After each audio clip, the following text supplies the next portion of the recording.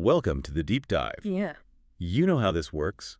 We take dense, high-level industry sources, and we distill them down into the most potent, actionable insights for you. Exactly. And today, we are cutting straight through all the noise around technology and operational strategy in the hospitality world. Right. And we're focusing specifically on how hoteliers in Northern Europe are navigating this whole AI revolution. So our source material for this, it comes from a pretty high-level seminar, right? It was called Work Smart, Not Hard. That's the one. It brought together hoteliers, revenue managers, IT specialists, all in Helsinki and Tallinn. A pretty critical forum, then. It was. It was founded by Kati Sadlo of Hotel Buddy, and her company is, it's squarely focused on digitizing that whole guest experience with a self-service house. So our mission here is to really unpack the key insights they shared. We want to figure out what the future of the guest journey actually looks like. And hopefully discover a few surprising things along the way. Well, let's start with a surprise, because the first one isn't actually about the technology, is it? It's about who wasn't in the room. Exactly. The largest Finnish hotel chains and, several major international brands, they just chose not to attend. Wow. Okay, that's fascinating context right there. When you're talking about a seminar that's all about efficiency and AI-driven growth, and the biggest players just skip it, what does that even tell you? Is that, like, arrogance?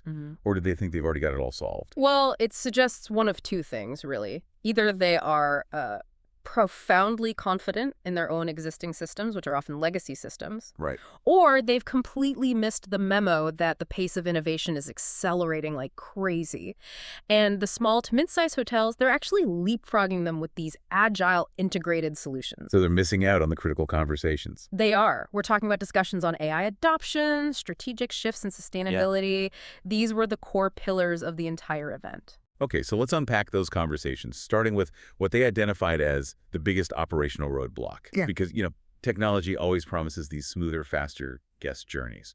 But the reality on the ground is so much messier. So what's the problem? It is messy. The core problem, the one issue that was cited again and again as the single biggest constraint, was the persistence of silos. Now, silo is a word we hear a lot in business. But in this context, for a hotel, what does it actually look like in practice? Okay, so let's make it concrete. Imagine you, the guest, you book a room.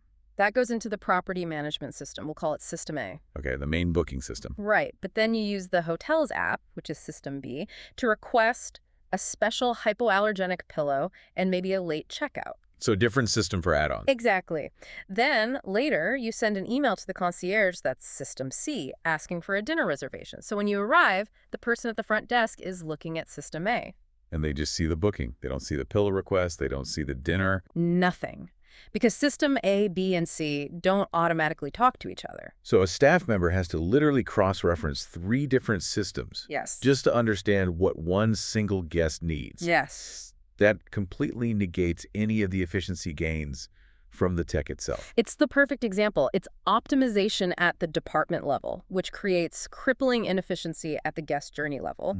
The systems exist, the data exists, but it's fragmented. It's stuck in those silos. Which means they can't effectively leverage machine learning or AI to predict needs or automate service. It just handcuffs their potential. But hold on, if 88% of companies, we have to get to that incredible statistic in a moment, are already using AI every day, right? Why can't the AI just bridge those legacy silos for them? I mean, isn't that just a failure of implementation? That's a great question, and it often is a failure of implementation, or more accurately, it's a fear of the cost and the complexity of, ripping out and replacing decades of infrastructure. Okay, that makes sense. AI needs clean, integrated data to learn from. If the foundation is messy, the AI can only give you messy, fragmented insights back. So the lesson from the seminar was clear. Absolutely. Integration has to come before a full-scale AI deployment. You have to fix the foundation first. That fragmented data, it just completely ties the hands of any intelligent automation. Yeah. Speaking of intelligence, let's pivot to that AI discussion. Because I think a lot of people still see AI in hospitality as this, far-off concept. But the reality they were discussing in Helsinki was startlingly immediate. It's here now. How immediate? Well, the critical statistic that really grounded the whole conversation was that 88% of companies are already using AI daily. in some capacity. 98%. 88. This isn't future planning. This is standard procedure right now. Wow. I mean, that's basically ubiquity. So where is that 88% focused? Where in the hotel ecosystem are they deploying AI and seeing the fastest return? It's primarily in two areas, pricing and core operations. Pricing makes sense. It does. We're talking about really sophisticated dynamic pricing engines. They use machine learning to analyze real-time demand, competitor rates, weather, local events. All the variables. All of them, to constantly adjust room rates way faster and more accurately than any human revenue manager ever could. It's a perfect task for a machine, highly mathematical, very repetitive.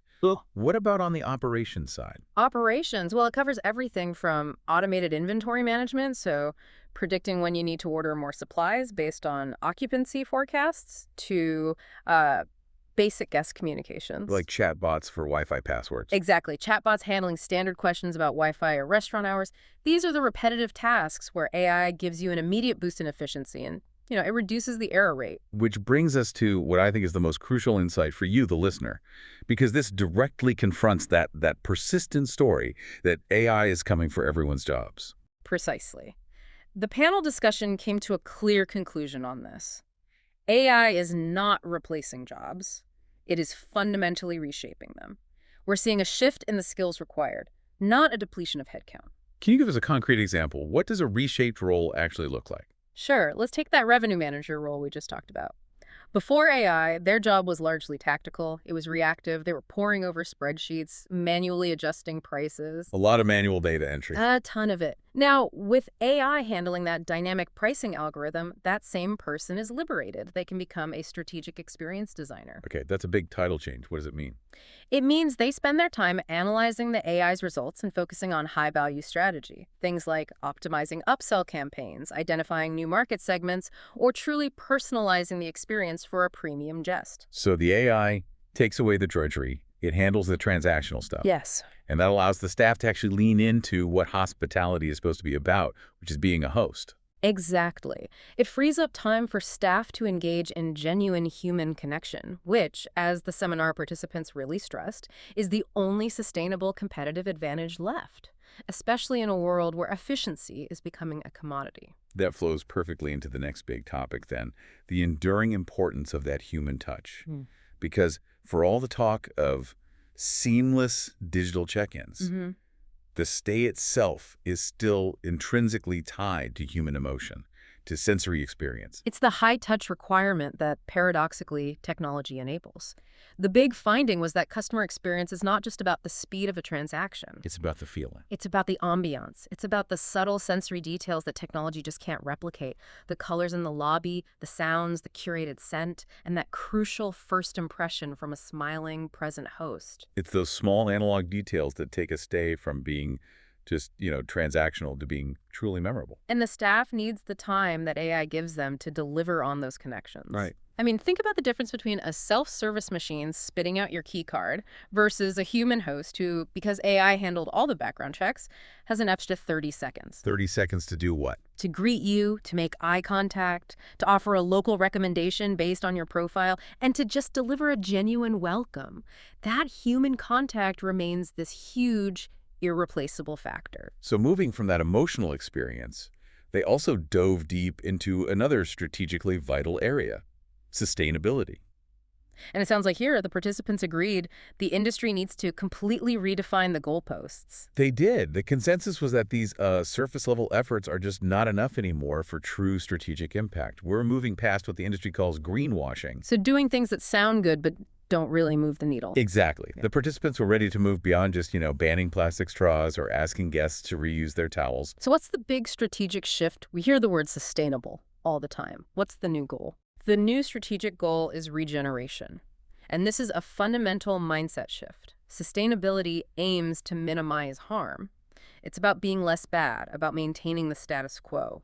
Regeneration aims for a net positive impact. Can you clarify that distinction for the listener? I mean, how does a hotel go from just minimizing harm to actually creating a net positive result? Okay, a simple example. A sustainable effort is reducing water waste by installing low-flow fixtures. That's good, it's reducing harm. Right. A regenerative effort is using your capital and your local influence to invest in community-based initiatives. Maybe it's restoring a local watershed or funding an ecosystem recovery project that creates real environmental and community benefits far beyond the hotel's own property line. That's really ambitious. It's integrating the hotel into the health of the entire local environment. It is. It positions them not just as a place to stay, but as an active participant in improving the locale. Precisely.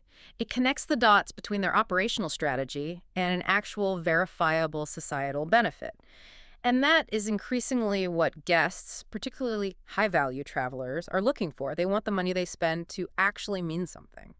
That kind of ambitious, forward-looking thinking, it naturally led the hoteliers themselves to raise some very difficult questions. It did. Questions that really reveal the current gaps in the industry's roadmap. Which brings us to our final segment, the big unanswered questions. And these are the really challenging, forward-looking questions that came from the hoteliers themselves, and they're the necessary points of exploration for you to be focusing on. Okay, so the first one, it highlights the economic reality for the vast majority of hotels that aren't, massive international chains. Yeah. It was, how can small hotels with limited budgets and resources effectively join this AI and integration revolution? This is so critical because if the tech solutions require these massive upfront integration costs, the smaller players are just going to be left behind. And they're often the ones providing the most authentic local hospitality. They are. The industry needs to develop more open source or subscription-based modular platforms that allow for gradual adoption without forcing a complete infrastructure overhaul. The small hoteliers are actively demanding a solution here. So the next question, this one really shows the immense challenge of planning capital spending in a digital world. How do we design and build hotels today for technology that will matter 7 years from now? 7 years is an entire generation in tech time. Just think about the pace of change. 7 years ago, some of the AI tools we use today weren't even conceptualized.